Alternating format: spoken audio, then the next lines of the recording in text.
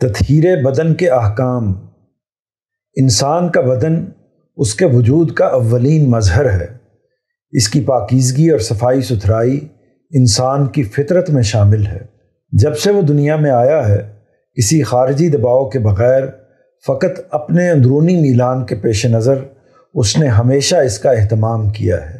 یہی وجہ ہے کہ نہانا دھونا، میل کچیل کو اپنے بدن سے صاف کرنا، جسم سے خارج ہونے والی مختلف رطوبتوں کو صاف کرنا، بالوں کی تراش خراش کرنا روز اول سے اس کی سرشت میں رہا ہے۔ انسانی معاشرت کا کوئی زمانہ اور کوئی خطہ ان کے اہتمام سے خالی نہیں ہے۔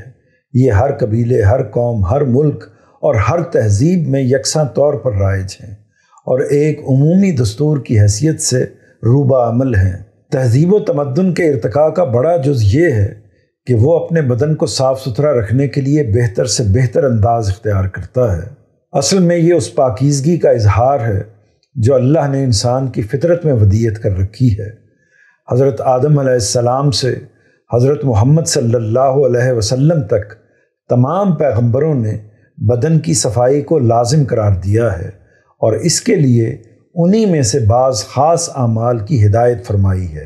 تطہیر بدن کے یہ احکام نبی صلی اللہ علیہ وسلم کی بعثت سے پہلے دین ابراہیمی کی روایت کے طور پر عرب میں رائج تھے۔ آپ نے انہیں اپنی تائید و تصویب کے ساتھ سنت کی حیثیت سے دین میں جاری فرمایا۔ ان احکام میں سے ایک چیز مونچھیں پست رکھنا، دوسری زیر ناف کے بال مونڈنا، تیسری بغل کے بال صاف کرنا، چوتھی بڑے ہوئے ناخن کاٹنا اور پانچویں لڑکوں کا ختنہ کرنا ہے۔ نبی صلی اللہ علیہ وسلم نے انہیں سنن فطرت سے تعبیر فرمایا ہے اور تزکیہ و تطہیر کے لیے ان کی اہمیت کے پیش نظر دین کا لازمی جز قرار دیا ہے۔ ارشاد ہے، 5 چیزیں فطرت میں سے ہیں: ختنہ کرنا، زیر ناف کے بال مونڈنا، مونچھیں پست رکھنا، بڑے ہوئے ناخن کاٹنا اور بغلوں کے بال صاف کرنا۔ استاد گرامی نے واضح کیا ہے کہ دین کے ان احکام کا مقصد بدن کا تزکیہ و تطہیر ہے۔ وہ لکھتے ہیں، یہ 5 چیزیں آداب کے قبیل سے ہیں۔ بڑی بڑی مونچھیں انسانوں کی حیات میں ایک نوعیت کا متکبرانہ تاثر پیدا کرتی ہیں، پھر کھانے اور پینے کی اشیاء منہ میں ڈالتے ہوئے ان سے آلودہ بھی ہو جاتی ہیں۔ بڑے ہوئے ناخن میل کچیل کو اپنے اندر سمیٹنے کے علاوہ درندوں کے ساتھ مشابہت کا تاثر نمایاں کرتے ہیں۔ چنانچہ ہدایت کی گئی کہ مونچھیں پست ہوں اور بڑے ہوئے ناخن کاٹ دیے جائیں۔ باقی سب چیزیں بدن کی طہارت کے لیے ضروری ہیں۔ نبی صلی اللہ علیہ وسلم کو ان کا اس قدر اہتمام تھا کہ ان میں سے بعض کے لیے آپ نے وقت کی تحدید فرمائی ہے۔ میزان صفحہ 644۔ چھٹی چیز ناک، منہ اور دانتوں کی صفائی ہے۔ نبی صلی اللہ علیہ وسلم کو دانتوں کی صفائی کا اس قدر اہتمام تھا کہ آپ نے فرمایا، مجھے یہ خیال نہ ہوتا کہ میں اپنی امت کو مشقت میں ڈال دوں گا تو ہر نماز کے وقت انہیں دانتوں کی صفائی کا حکم دیتا۔ بخاری رقم 887۔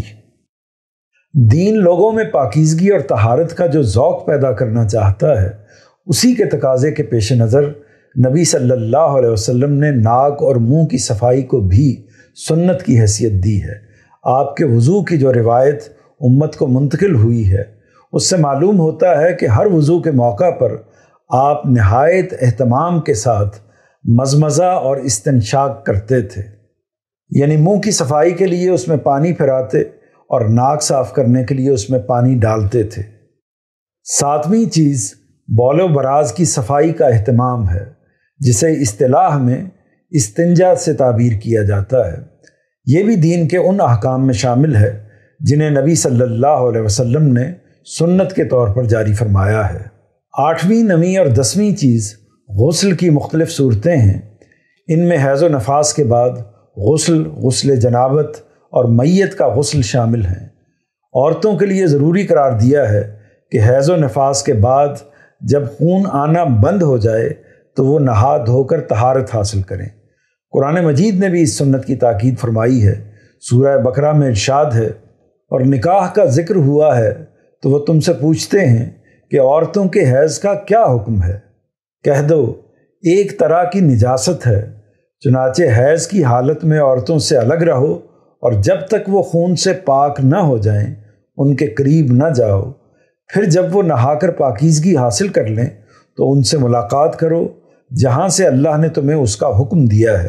یقیناً اللہ ان لوگوں کو پسند کرتا ہے جو توبہ کرنے والے ہوں، اور ان کو جو پاکیزگی اختیار کرنے والے ہوں۔ البقرہ آیت 222۔ مباشرت کے بعد بھی زن و شو کو غسل کا حکم دیا گیا ہے۔ اس کا مقصد بھی پاکیزگی کا حصول ہے۔ میت کا غسل پاکیزگی کے تصور کی نہایت اعلیٰ مثال ہے۔ جب انسان کے جسد خاکی کو اللہ کے حضور میں پیش کرنے کے لیے لحد کے سپرد کیا جاتا ہے تو اس وقت اسے پورے اہتمام کے ساتھ نہلانے کی ترغیب دی ہے۔ یہ عمل بتاتا ہے کہ دین میں پاکیزگی حاصل کرنے کا عمل اور اس کا نفسیاتی احساس کس قدر مطلوب ہے۔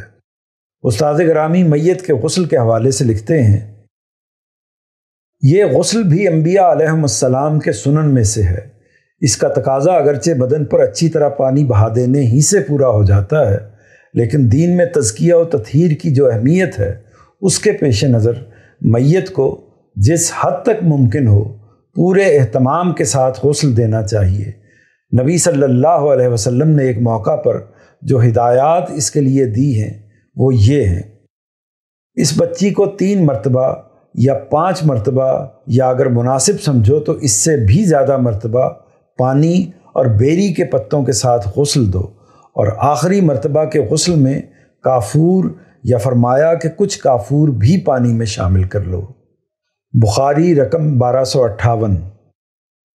اس بچی کو طاق عدد میں غسل دو، 3 یا 5 یا 7 مرتبہ، اور دائیں سے شروع کرو اور ان اعضاء سے جن پر وضو کیا جاتا ہے۔ بخاری رقم 1254، میزان صفحہ 647 تا 648۔ یہ تطہیر بدن کے جملہ احکام ہیں۔ دین نے انہیں حلال و حرام کے زمرے میں شامل نہیں کیا۔ ان کی نوعیت رسوم و آداب کی ہے۔ یہ رسوم و آداب دین کے مقصد تزکیہ نفس کو سامنے رکھتے ہوئے مقرر کیے گئے ہیں۔ اس مقصد کے پیش نظر دین میں ان کی اہمیت غیر معمولی ہے۔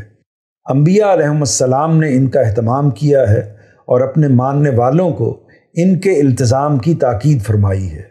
ان میں سے بیشتر نبی صلی اللہ علیہ وسلم کی بعثت سے پہلے عرب میں رائج تھے۔ آپ نے انہیں اختیار فرمایا اور اپنی سنت کے طور پر امت میں جاری فرمایا۔ استاد گرامی نے اپنی کتاب میزان میں رسوم و آداب کے زیر عنوان بعض دیگر رسوم و آداب کے ساتھ تطہیر بدن کے ان آداب کو بھی بیان کیا ہے۔ ان کے تعارف میں انہوں نے لکھا ہے، انسان کی تہذیب نفس رہن سہن کے جن طریقوں اور تمدن کے جن مظاہر سے نمایاں ہوتی ہے انہیں ہم اصطلاح میں رسوم و آداب کہتے ہیں۔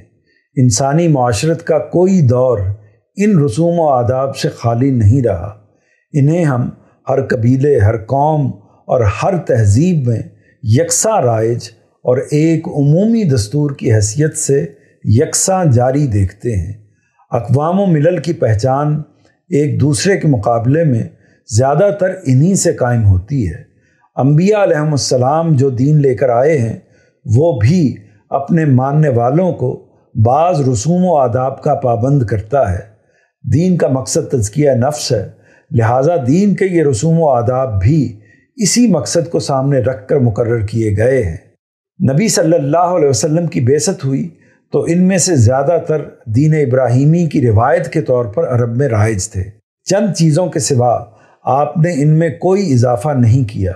یہ قرآن سے پہلے ہیں اور ان کی حیثیت ایک سنت کی ہے جو رسول اللہ صلی اللہ علیہ وسلم کی تقریر و تصویب کے بعد صحابہ کرام کے اجماع اور تواتر عملی سے امت کو منتقل ہوئی ہے۔ ان کا ماخذ اب امت کا اجماع ہے اور یہ سب اسی بنیاد پر پوری امت میں ہر جگہ دین تسلیم کیے جاتے ہیں۔ صفحہ 642۔